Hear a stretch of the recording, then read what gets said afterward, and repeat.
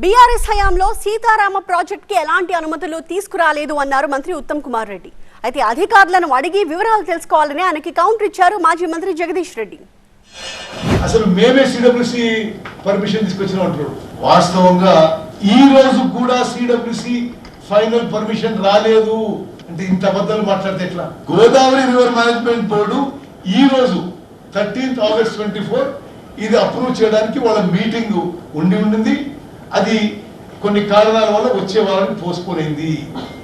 GRMB approval అయిన తర్వాత అది ఫైనల్ గా టెక్నికల్ అడ్వైజరీ కమిటీకి పోయి ఫైనల్ సిడబ్ల్యూసి అప్రూవల్ వస్తుంది. ఈ రోజు వరకు కూడా సిడబ్ల్యూసి అప్రూవల్ రాలేదు. సీతారామ ప్రాజెక్టుకు మేము అనుమతులు తెచ్చినాం నవ్వుకుంటారు ఎవడన్నా వింటే. 2018లో మొదలైంది కరస్పాండెన్స్.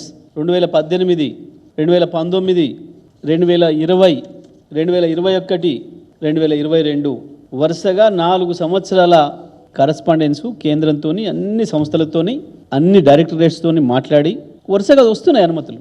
నేను ఒకటే నేరుగా అడుగుతా ఉన్నా, ఉత్తమ్ కుమార్ రెడ్డి గారికి భవిష్యత్తులో అయినా మళ్ళీ తప్పు మాట్లాడకుండా ఉండడం కొరకు చెప్తా ఉన్నా.